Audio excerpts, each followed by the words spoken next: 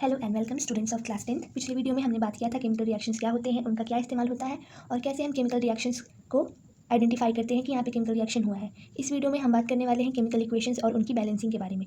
ठीक है, तो सबसे पहले कि आखिर हमें केमिकल इक्वेशंस लिखने की ज़रूरत क्यों पड़ती है। सबसे पहला सवाल ये है कि why we need to write chemical equation. ठीक है, जैसे कि मैं एक एग्जाम्पल के साथ शुरू करना चाहूँगी।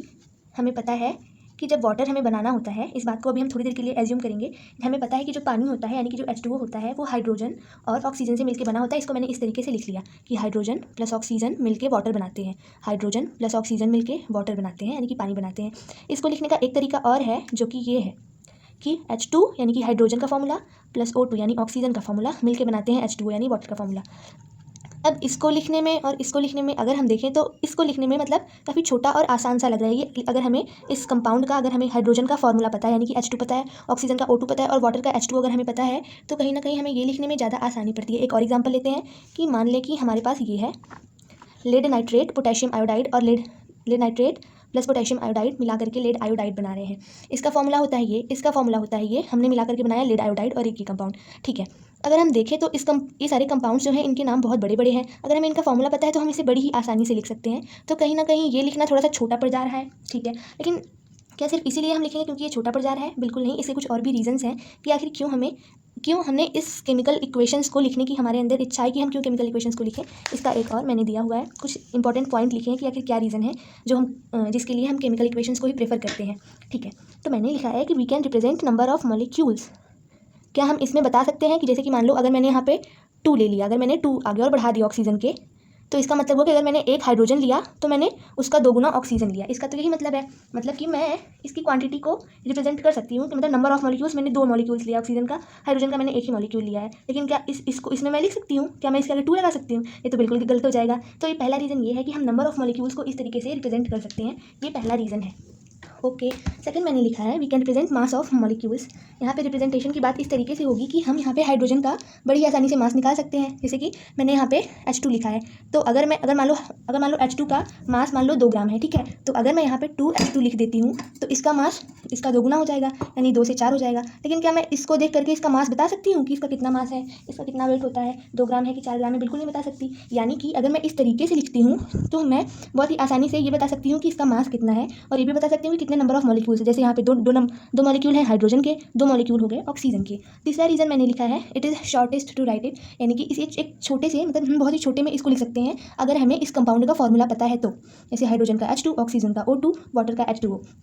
तो ये रीजंस हैं, ये सारे रीजंस हैं जिसकी वजह से हम केमिकल इक्वेशंस को लिखते हैं। और इसीलिए केमिकल इक्वेशंस को लाया गया ताकि अगर हमें उसके नंबर ऑफ मॉलिक्यूल्स, जैसे कि मान लो मैंने एक ऑक्सीजन लिया, मैंने 2 मॉलिक्यूल्स ऑफ हाइड्रोजन लिए, मैंने 2 मॉलिक्यूल्स ऑफ ऑक्सीजन लिए और फिर जाकर के मैंने पानी बना दिया है। लेकिन अगर मैं इस तरीके से लिखती तो क्या मैं बता सकती कि मैंने कितने मॉलिक्यूल हाइड्रोजन के लिए हैं? क्या यहाँ से देख के पता चल पा रहा है कि मैंने कितने मॉलिक्यूल ऑफ हाइड्रोजन लिए हैं, कितने मॉलिक्यूल ऑफ ऑक्सीजन लिए हैं और वाटर कितने मॉलिक्यूल लिए हैं? बिल्कुल भी यहाँ से पता नहीं चल सकता। तो इसीलिए हम इस तरीके से केमिकल इक्वेशंस लिखते हैं ताकि हमें पता चल पाए कि आखिर क्या क्या क्वांटिटी हमने लिया हुआ है। और ये लिखने में भी काफ़ी आसान रहता है।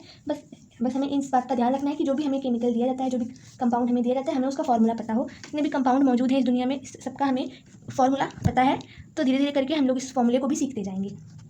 तो अब हम समझने वाले हैं rules to write chemical equations.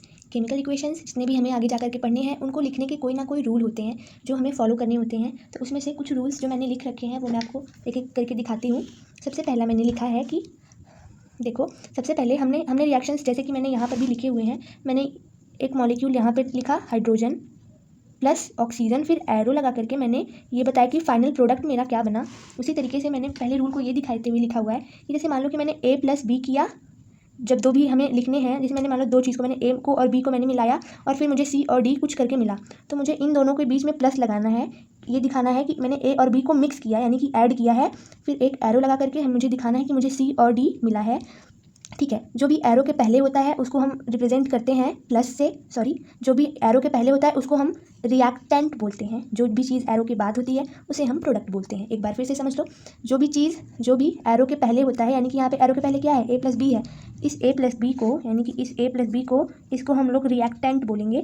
और एरो के बाद जो C और D है इसको हम प्रोडक्ट बोलते हैं। तो अब से हम रिएक्टेंट और प्रोडक्ट लेकर के बोलेंगे। जैसे कि अगर मैं यहाँ की बात करूँ तो यहाँ पे हाइड्रोजन और ऑक्सीजन, हाइड्रोजन और ऑक्सीजन ये दोनों रिएक्टेंट हैं और हमारा प्रोडक्ट क्या बना, वाटर। हमने बहुत बार मतलब कभी कभी हम लोग देखते होंगे, सुना होगा हमने आसपास में कि मतलब कि क्या प्रोडक्ट बना है, कैसी चीज़ें बनी हैं, क्या प्रोडक्ट इस्तेमाल कर रहे हैं। प्रोडक्ट मतलब एक फाइनल आंसर। तो ये हाइड्रोजन और ऑक्सीजन ये दोनों रिएक्टेंट हैं, ये दोनों रिएक्ट करके जो प्रोडक्ट बनाते हैं उसको हम बोलते हैं। तो यहाँ पे हाइड्रोजन और ऑक्सीजन हमारे रिएक्टेंट है और वाटर जो है एज अ प्रोडक्ट यहाँ पे बना हुआ है। ठीक है, अब हम दूसरे रूल की तरफ चलते हैं। पहला रूल मैंने ये बता दिया था, दूसरा रूल ये है। दूसरे रूल के बारे में हमें थोड़ा सा डिटेल में पढ़ना पड़ेगा। ठीक है, तो दूसरे रूल में ये कहा गया है कि हम लोग फिजिकल स्टेट को लिखते हैं। जैसे कि मान लो मैंने रिएक्टेंट लिखा A+B और प्रोडक्ट लिखा C+D, लेकिन ये किस स्टेट में मौजूद है हमें इस चीज़ को भी रिप्रेजेंट करना होता है। जैसे कि अगर वो सॉलिड में रिप्रेजेंट अगर वो सॉलिड में प्रेजेंट है तो हम उसे S से रिप्रेजेंट करते हैं। अगर वो लिक्विड है तो L से, गैसियस फेज़ में है तो G से, एक्वस फेज़ में है तो AQ से। ठीक है, ये हो गया। और हाँ, मैंने पिछले वीडियो में ये बताया था कि जब भी कोई केमिकल रिएक्शन होता है तो हो सकता है कोई गैस इवॉल्व हुई हो, ठीक है, या फिर कोई प्रेसिपिटेट फॉर्म हुआ हो। तो इस चीज़ को, जब भी कोई गैस इवॉल्व होती है तो उस गैस को लिखने के बाद हम उसके बगल में ऐसा ऊपर जाता हुआ एक एरो दिखा देते हैं, मतलब गैस इवॉल्व होकर के उड़ चुकी है। ठीक है, लेकिन अगर कोई प्रेसिपिटेट बनता है तो हम उसको नीचे की एरो करके दिखाते हैं। क्यों? क्योंकि जो प्रेसिपिटेट होता है वो नीचे ही तो जमा होता है। ठीक है, तो गैस को ऊपर जाते हुए एरो से और प्रेसिपिटेट को नीचे जाते हुए एरो से हम इस तरीके से रिप्रेजेंट करते हैं। ठीक है, मान लो कभी कभी हमें कोई रिएक्शन करवाना है सनलाइट के प्रेजेंट में, तो तब हम क्या करेंगे, जो हम एरो बनाते हैं, यानी कि ये जो एरो है, इसी एरो के हमको ऊपर लिख देना है। हम लोग जो भी कंडीशन लगा रहे हैं कि मान लो कि मुझको रिएक्शन को सनलाइट के प्रेजेंट में कराना है, तो मैं यहाँ पे सनलाइट लिख दूंगी। ठीक है, या फिर मान लो सनलाइट के प्रेजेंस में ना आया तो हो सकता है मगर मैं किसी दूसरे केमिकल के प्रेजेंस में कराऊँ, तो मैं यहाँ पे उस पर्टिकुलर केमिकल का नाम लिख दूंगी। एरो के ऊपर भी लिख सकते हैं, और अगर यहाँ पे नहीं खत्म हो पाए तो हम एरो के नीचे भी डैश करके लिख सकते हैं। ठीक है, ये हो गया दूसरा रूल। और तीसरा रूल क्या होता है? तीसरा रूल होता है कि हमें इक्वेशन को बैलेंस करने की ज़रूरत होती है। इसमें बच्चों को बहुत ढेर सारा डाउट होता है। ये बहुत सिंपल सी चीज़ है, बहुत कॉमन सी चीज़ है। तो अगर हम कहें कि कोई एक ऐसा बताओ कि केमिकल इक्वेशन एकदम सही से एकदम बढ़िया केमिकल इक्वेशन क्या होता है, तो उसमें ये होना चाहिए कि जितने भी मैंने A+B और C+D यानी रिएक्टेंट और प्रोडक्ट लिखे हैं, सबसे पहले तो हमें उसका फिजिकल स्टेट लिखना चाहिए और जो सारी कंडीशंस वहाँ पे फॉर्म हुई हो वो सारी कंडीशंस और फिजिकल स्टेट। और दूसरी बात है कि हमें उसे बैलेंस करना चाहिए। ठीक है, अगर मैंने सारे फिजिकल स्टेट लिख लिए हैं और कैसे उनको मैंने अच्छे से बैलेंस कर दिया है, तो उसको एक परफेक्ट केमिकल इक्वेशन माना जाता है और उस पर आपको फुल मार्क्स भी मिलते हैं। तो अगर आपको कहा गया है कोई केमिकल रिएक्शन लिखने के लिए, कोई केमिकल इक्वेशन बनाने के लिए, तो सबसे पहली चीज़ आपको ध्यान में रखनी है कि हमें उसका फिजिकल स्टेट लिखना है। अगर सॉलिड, लिक्विड, गैस या एक्वस में हो, सारी रिएक्शन कंडीशन, मान लो गैस इवॉल्व हुई या फिर प्रेसिपिटेट बनाया, फिर ये सारी चीज़ें हमें मेंशन करनी है। और दूसरी सबसे बड़ी बात है कि हमें उस इक्वेशन को बैलेंस करना है। तो बैलेंस कैसे करना है? बैलेंस करने का रीज़न हम देख लेते हैं एक बार कि बैलेंस करने के पीछे की रीज़न क्या होता है। तो देखो भाई, जब भी हमें परफेक्ट इक्वेशन बनाना होता है, देखो कोई भी चीज़ परफेक्ट क्या होती है, परफेक्ट चीज़ को क्यों बोलते हैं? देखो, जब भी हम कोई केमिकल इक्वेशन लिखते हैं तो एक चीज़ एरो के पहले होती है, एक चीज़ एरो के बाद होती है। अब कोई चीज़ परफेक्ट, हमको एक परफेक्ट इक्वेशन बनाना है, यानी कि परफेक्ट कोई चीज़ तभी होगी ना जब दोनों जगह पे बराबर बराबर चीज़ें हो। यानी कि जितना मान लो कि जितना पैसा इनके पास है, अगर उतना पैसा इनके पास है तो दोस्ती तो इनकी काफ़ी बराबर की होगी। ठीक है, लेकिन मान लो इनके पास ज़्यादा पैसा है, इनके पास कम पैसा है, तो दोस्ती उतनी अच्छी नहीं होगी, उतना परफेक्ट हम लोग नहीं कहेंगे एकदम परफेक्ट दोस्ती है। तो उसी तरीके से जब भी हम इक्वेशन बनाते हैं तो हम कोशिश करते हैं जितने नंबर ऑफ एटम या फिर जितने नंबर ऑफ चीज़ें यहाँ पे हैं उतने नंबर ऑफ यहाँ पर भी हों, तभी उसको हम परफेक्ट इक्वेशन बोलते हैं और उसी को कहते हैं बैलेंसिंग। तो बैलेंसिंग करना इसलिए ज़रूरी है क्योंकि हम चाहते हैं कि दोनों साइड इक्वलिटी हो। हम हमेशा चाहेंगे कि जितना नंबर ऑफ एटम्स या मॉलिक्यूल, जैसे मान लो हाइड्रोजन है यहाँ पे, तो जितना हाइड्रोजन यहाँ हो, अगर 2 हाइड्रोजन यहाँ है तो 2 हाइड्रोजन यहाँ भी हो, 2 ऑक्सीजन यहाँ है तो 2 ऑक्सीजन इधर भी हो, 2 नाइट्रोजन यहाँ है तो 2 नाइट्रोजन इधर भी हो। यानी कि हमें दोनों जगह पे एटम्स को सेम रखना है, और अगर सेम नहीं होता है तो हमें उसे किसी तरीके से बैलेंस करके दोनों को इक्वल करना होता है। जब हम दोनों को इक्वल कर लेते हैं और उसी टाइम हमारा इक्वेशन बैलेंस हो चुका होता है। तो हमें थोड़ा सा ध्यान से समझने की ज़रूरत है। काफ़ी सिंपल चीज़ है, इसको मैं बताती हूँ। सो स्टूडेंट्स, अब हम समझने वाले हैं बैलेंसिंग केमिकल इक्वेशंस की। केमिकल इक्वेशंस को कैसे बैलेंस किया जाता है मैंने पहले ही बता दिया है कि हम बैलेंस इसलिए करते हैं क्योंकि हम चाहते हैं कि दोनों तरफ नंबर ऑफ मॉलिक्यूल्स या नंबर ऑफ एटम्स अगर इक्वेशन के दोनों तरफ सेम है तो ये जो है एक तरीके से परफेक्ट इक्वेशन हम बना पाते हैं। तो यही रीज़न है कि हम बैलेंस करते हैं केमिकल इक्वेशंस को। और अब हम सीखने जा रहे हैं कि हम केमिकल इक्वेशन को कैसे बैलेंस करेंगे। सबसे पहला एग्जाम्पल मैंने ले रखा है Mg+O2 गिव्स MgO। अगर हम ध्यान दें तो जो एक एक्सपेरिमेंट था कि हमें मैग्नीशियम रिबन को बर्न करना है, तो एक वाइट कलर का पाउडर हमें फॉर्म होता है। ये एक्चुअली वही इक्वेशन है। जब भी हम मैग्नीशियम वायर को, जो हवा में मौजूद ऑक्सीजन होती है, उसके प्रेजेंस में जब बर्न करते हैं तो ये मैग्नीशियम ऑक्साइड यानी कि एक वाइट कलर का पाउडर फॉर्म होता है। इसको मैंने इक्वेशन के फॉर्म में लिखा है। ठीक है, अब अगर इस इक्वेशन को ध्यान से देखा जाए, अगर इस इक्वेशन को बहुत ध्यान से देखें, देखो मैंने एक बॉक्स बना रखा है। यहाँ मैंने लिखा है मैग्नीशियम, यहाँ मैंने लिखा है ऑक्सीजन। अगर हम एरो के राइट इस साइड देखते हैं, यानी कि इस साइड देखें हम, तो मैग्नीशियम 1 है और ऑक्सीजन 2 है। ठीक है, मैंने यहाँ पे 2 लिख रखा है। और अगर एरो के इस साइड देखें तो मैग्नीशियम 1 है और ऑक्सीजन भी यहाँ पर 1 ही है। तो क्या करें, यहाँ पे मैग्नीशियम 1 है, यहाँ पे भी 1 ही मैग्नीशियम है। मैग्नीशियम तो बैलेंस है, लेकिन ऑक्सीजन यहाँ पे 2 है और यहाँ पे ऑक्सीजन 1 ही है। ओहो, इसको तो हमें बैलेंस करना पड़ेगा। तो इसके लिए हम क्या करेंगे, देखो यहाँ पे ऑक्सीजन 2 है, यानी कि लेफ्ट साइड ऑक्सीजन 2 है, लेकिन राइट साइड ऑक्सीजन सिर्फ एक ही है। तो इसके लिए हम इसमें 2 का मल्टीप्लाई कर देंगे, तो ये इधर भी 2 हो गया, इधर भी 2 हो गया। यानी कि हमको इसके आगे देखो, हम कभी भी डायरेक्ट यहाँ पे 2 नहीं लिख सकते, ठीक है, ये गलत तरीका होता है। हम इसके आगे यहाँ पे इस तरीके से 2 लिख देंगे, ठीक है, 2 लिख दिए। अब अगर हम देखें तो ऑक्सीजन यहाँ पे 2 है, 2 ऑक्सीजन यहाँ पर भी हो गया, ठीक है। जब हम इसका इसमें मल्टीप्लाई करेंगे तो यहाँ पे इसका मतलब कि ये 2 ऑक्सीजन है, ठीक है। लेकिन ओहो हो, ये देखो क्या हो गया, यहाँ पर 2 ठो मैग्नीशियम भी हो गया, और मैग्नीशियम यहाँ पे तो एक ही था, लेकिन यहाँ पे 2 मैग्नीशियम हो गया।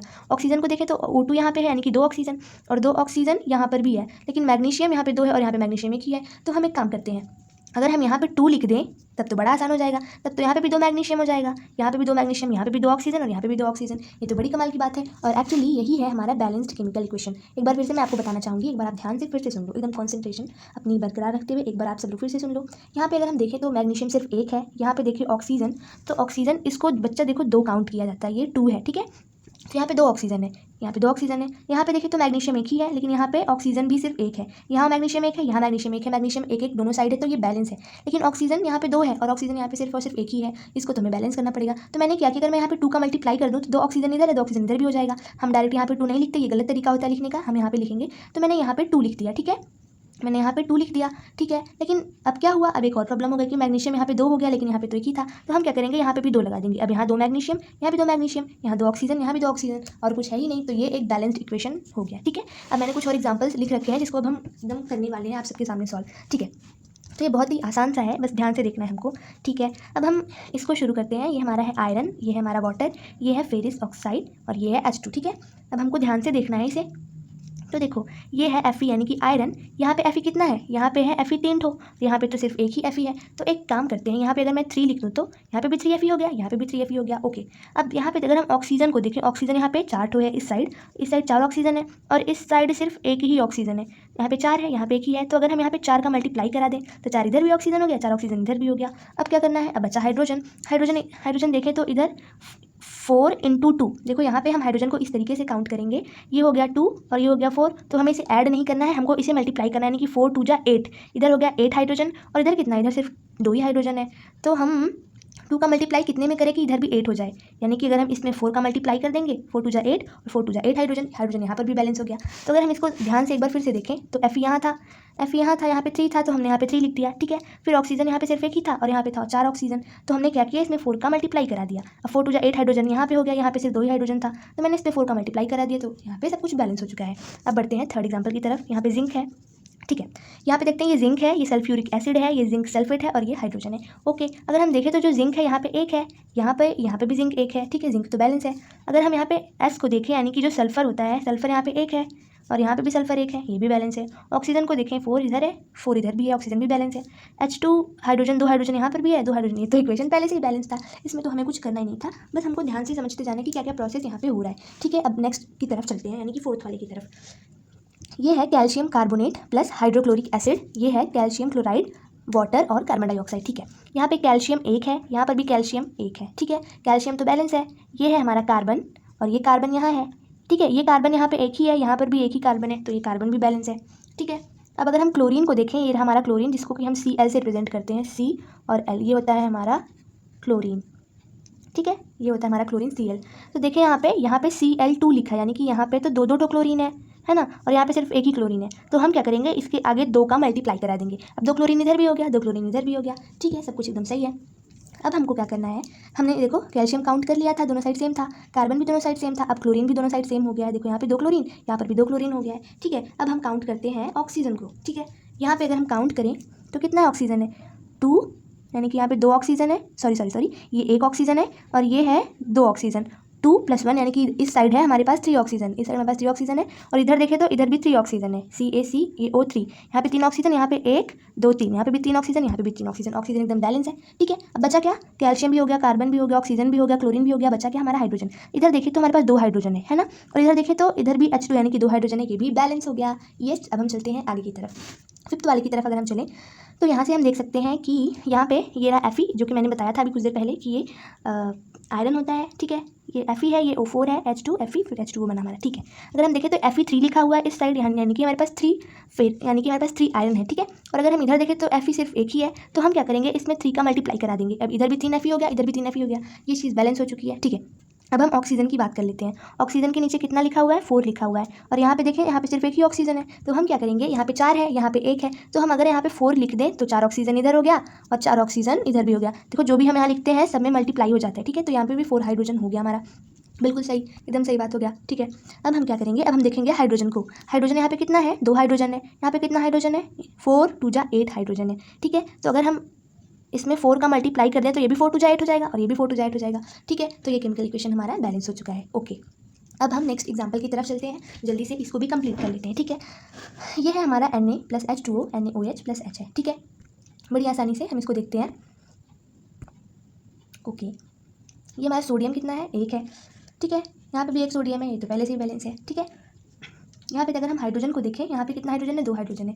यहाँ पे देखें तो 1 हाइड्रोजन यहाँ, 1 हाइड्रोजन यहाँ पे भी 2 हाइड्रोजन है, ओके। यहाँ ऑक्सीजन 1 है, यहाँ पे भी ऑक्सीजन 1 है, ये भी हमारा बैलेंस हो चुका है, ठीक है। ओके, और ये इक्वेशन आपको मैं होमवर्क देती हूँ, ये आपको खुद से ट्राई करना है। आपको नहीं आता है तो आप मुझसे कमेंट सेक्शन में पूछ सकते हैं। स्टूडेंट्स एक बार जल्दी से हम इसी अपनी आज के वीडियो को एक बार फटाफट से रिवीजन कर लेते हैं कि आज हमने क्या क्या पढ़ा।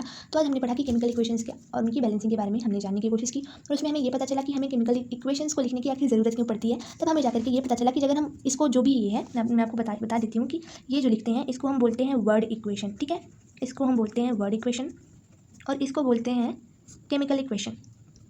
ये मैं यहाँ पे इसको लिख देती हूँ, ठीक है। इसको हम बोलते हैं केमिकल इक्वेशन। तो यहाँ पे हमने आज जाना कि आखिर क्यों जो वर्ड इक्वेशन है वो इतना ज़्यादा अच्छा नहीं माना जाता केमिकल इक्वेशन के बजाय। यहाँ पे मैंने इसे कुछ रीजंस भी बताए हैं, जैसे कि यहाँ पे हम नंबर ऑफ मॉलिक्यूल्स को दिखा सकते हैं कि यहाँ पे 2 मॉलिक्यूल हाइड्रोजन है, 2 ऑक्सीजन है और यहाँ पे 2 वाटर मॉलिक्यूल है। हम इस तरीके से इसको दिखा सकते हैं और इस तरीके से यहाँ से हम इसका मास भी बता सकते हैं, यानी कि हमने कितना वेट लिया है। अगर मैं यहाँ पे 2 की जगह अगर मैं 4 कर देती हूँ तो मैं बता दूँगी कि जितना हाइड्रोजन का है वेट उसमें मैं 4 का मल्टीप्लाई कर दूँगी तो मुझे उसका वेट पता चल जाएगा। ये बड़ी ही आसान सी चीज़ है और ये लिखने में भी छोटा पड़ता है, और शायद इसीलिए हम केमिकल इक्वेशंस को ही प्रेफर करते हैं लिखना वर्ड इक्वेशन की बजाय, क्योंकि जो वर्ड इक्वेशन होते हैं बहुत लेंदी होते हैं और इसमें हम बहुत ज़्यादा हमें चीज़ें नहीं पता कर सकते हैं इससे, ठीक है। ये हमने जाना, और उसके बाद मैंने बताया कि क्या क्या रूल्स होते हैं हमें केमिकल इक्वेशंस को लिखने के लिए। अगर मैंने आपसे बोला कि बच्चों मुझे केमिकल इक्वेशंस लिख के दिखाओ, तो मैंने आपको बताया कि क्या रिएक्टेंट क्या होता है। एरो के राइट साइड जो चीज़ होती है उसको हम बोलते हैं रिएक्टेंट, और 2 रिएक्टेंट के बीच में हम प्लस का साइन लगाते हैं, ये दिखाने के लिए कि हमने दोनों को ऐड किया हुआ है, ठीक है। और एरो के राइट साइड में जो हमें मिल के जो हमें एक्चुअली में जो हमें रिजल्ट मिलता है उसको हम प्रोडक्ट बोलते हैं, बड़ी कॉमन सी चीज़ है। इसको भी हम प्लस में दिखाते हैं, प्लस साइन के, ठीक है। उसके बाद मैंने बताया कि क्या क्या हमें और क्या सेकंड रूल मैंने इसमें बताते हुए आपको बताया कि जो सॉलिड होता है उसको हम एस से रिप्रेजेंट करते हैं, लिक्विड को एल से, गैसेस को जी से, एक्वस को एक्यू से। गैस अगर कोई इवॉल्व होती है तो उस गैस के बगल में हम ऊपर जाती हुई एरो का साइन बना देते हैं। अगर कोई प्रेसिपिटेट फॉर्म होता है तो नीचे जाती हुई एरो का हम साइन बना देते हैं। और अगर हमने मान लो हमें रिएक्शन करवाते टाइम हमें सनलाइट प्रोवाइड करनी है तो इस चीज़ को भी हम ऐसे एरो के ऊपर जाते हुए दिखा देते हैं। इसको अगर मैं एक बार आपको लिख के दिखाना चाहूँ तो हम कुछ इस तरीके से लिख सकते हैं कि अगर मैंने यहाँ पे लिखा हुआ है, जैसे कि मान लो मैंने लिखा हुआ है सोडियम, ये सोडियम का फॉर्मूला होता है, तो मुझे इसको ऐसे लिखना पड़ेगा, ठीक है। इसको मुझे ऐसे लिखना पड़ेगा, जैसे कि मान लो मैंने लिख लिया H2O, तो मुझे यहाँ पे ऐसे लिखना पड़ेगा, ठीक है। यानी कि हम नीचे की तरफ करके छोटे से ब्रैकेट में, छोटे वाले ब्रैकेट में हम इसको लिख देते हैं, ठीक है। इस तरीके से लिखा जाता है। और तीसरी जो है बात कि हमको उसे बैलेंस करना होता है केमिकल इक्वेशन को। केमिकल इक्वेशन को बैलेंस इसलिए हम करते हैं क्योंकि हम हमेशा से चाहते हैं ना कि अगर 2 साइड चीज़ें हैं तो बराबरी की चीज़ें हो, ठीक है। हम नहीं चाहेंगे कि यहाँ पे कोई चीज़ ज़्यादा हो कोई चीज़ कम हो। खास करके इक्वेशंस में, इक्वेशन का मतलब होता है कि चीज़ें, यानी कि अगर हमने बीच में कोई इक्वल का साइन या कुछ एरो बना रखा है तो जो चीज़ इधर है वही चीज़ इधर भी होनी चाहिए, इसीलिए हम इक्वेशन को बैलेंस करते हैं, ठीक है। तो आज की वीडियो में हमने जाना कि कैसे कैसे हम केमिकल इक्वेशंस के क्या यूज़ होते हैं, केमिकल इक्वेशंस को हम क्यों ज़्यादा प्रेफर करते हैं वर्ड इक्वेशन की बजाय, क्या क्या उसके क्या मतलब इंपॉर्टेंस होता है केमिकल इक्वेशन का, और क्या क्या रूल्स होते हैं लिखने की। अगर मैंने आपको बोला कि बच्चा मुझे एक परफेक्ट सा इक्वेशन लिख के दिखा, तो बच्चा क्या करेगा, बच्चा जो कुछ भी लिखेगा रिएक्टेंट और प्रोडक्ट उसके बीच में प्लस की साइन लगाएगा, एक एरो लगाएगा, ठीक है। और बच्चे को ये भी करना है कि जो भी उसने रिएक्टेंट या प्रोडक्ट लिया हुआ है वो किस स्टेट में प्रेजेंट है, वो सॉलिड में है या लिक्विड में है या गैस में है या एक्वस में है, उस बच्चे को यहाँ पे इस तरीके से दिखाना पड़ेगा, ठीक है। अगर मान लो कोई गैस निकलती है तो बच्चे को यहाँ पे एरो का साइन लगा देना है, ठीक है। प्रेसिपिटेट बनता है तो यहाँ पे नीचे जाते हुए एरो का साइन लगा देना है। और मान लो कि बच्चे का मन कर रहा है कि भाई मैं सनलाइट में करवा लेता हूँ, तो ठीक है, तो बच्चा क्या करेगा, ऊपर एरो के पास ऊपर या नीचे की तरफ वो सनलाइट लिख देगा, ठीक है। और दूसरा काम बच्चा ये करेगा कि बच्चे को क्या करना है, उसको इक्वेशन को बैलेंस कर देना है, ताकि जितने नंबर ऑफ एटम्स या मॉलिक्यूल इधर हैं उतने नंबर ऑफ इधर भी हो जाएं। तभी तो हम इसको बोलेंगे कि एकदम परफेक्ट इक्वेशन है। कोई चीज़ परफेक्ट तभी होती है जब दोनों तरफ बराबरी का हिस्सा हो, ठीक है। तो ठीक है, आज की वीडियो में हमने बस इतना ही जाना। अब नेक्स्ट वीडियो में हम बात करेंगे टाइप्स ऑफ केमिकल रिएक्शंस के बारे में, कि केमिकल रिएक्शंस कितने प्रकार के होते हैं, कितने प्रकार की चीज़ें हमें देखने को मिल सकती हैं, ठीक है। साथ ही हमने कुछ एग्जाम्पल्स भी देखे, जैसे कि मैंने आपको इस एग्जाम्पल के बारे में बताया था।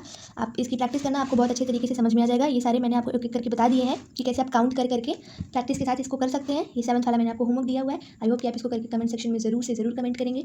और अगर वीडियो आपको पसंद आई हो तो प्लीज़ इसको शेयर करना, ज़्यादा से ज़्यादा लोगों के बीच में पहुंचाने की कोशिश करना, ठीक है। वो तो आप कर ही दोगे। बाकी नेक्स्ट वीडियो में मिलते हैं टाइप्स ऑफ केमिकल रिएक्शंस के साथ। उसमें हम ढेर सारी चीज़ों के बारे में काफ़ी डिटेल में पढ़ेंगे। और ये भी जानने की कोशिश करेंगे कि हमें टाइप्स ऑफ केमिकल रिएक्शन को पढ़ने की क्या ज़रूरत होती है, आखिर कितने टाइप के केमिकल रिएक्शंस देखने को मिलते हैं और क्या क्या उनके यूजेस होते हैं। हम इन सारी चीज़ों को नेक्स्ट वीडियो में कवर करने वाले हैं। तब तक अपना बहुत सारा ध्यान रखिए, बहुत सारा ख्याल रखिए। अगले वीडियो में मिलते हैं, तब तक के लिए टेक केयर, बाय बाय।